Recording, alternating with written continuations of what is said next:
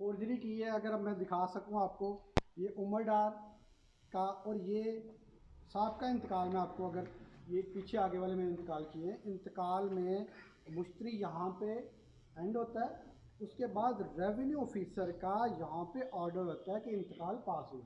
तमाम में ऐसा ही होता है।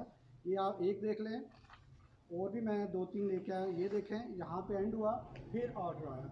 इन्होंने हमारा क्या किया कि यहाँ पे जाहिद जवेद जो हकीकतन मुश्तरी था उसका तो एंड हो गया, लेकिन चूंकि फौजरी करनी थी, हमारा नाम रातों रात दाखिल करना था, ऑर्डर के ऊपर, ऑर्डर के ऊपर, रेवेन्यू ऑफिसर के ऑर्डर के ऊपर हमारा नाम फॉर्जरी करके लिखा गया।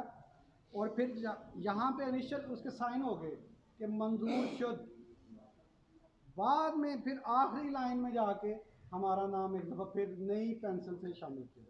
दूसरी फॉर्जरी की यहाँ पे एक और मिसाल है कि आप देख सकते हैं यहाँ पे हिस्सा कम किया है।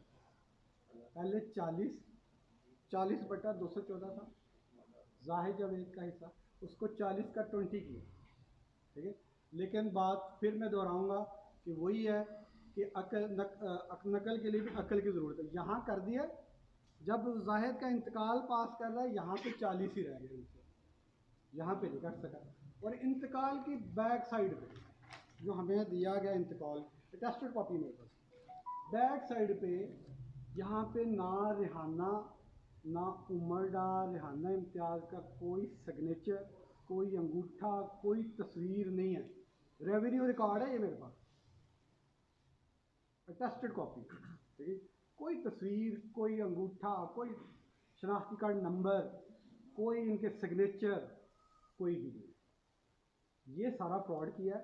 इसके बारे में हम तफसीली जवाब वो दे चुके हैं, उसकी कॉपी भी इंशाल्लाह आपको प्रोवाइड करेंगे। इसके अलावा हमने इसमें सिविल सूट भी किया और इंशाल्लाह ताला अब ये एंटी करप्शन की दरख्वास्त भी देने जा रहे हैं। वो रेवेन्यू हेड के हल्का पटवारी, तहसीलदार, जो भी रेवेन्यू रिकॉर्ड होल्डर है, जो भी रेवेन्यू रिकॉर्ड के कस्टोडियन है, उनके खिलाफ हम एंटी करप्शन की कार्रवाई इंशाल्लाह।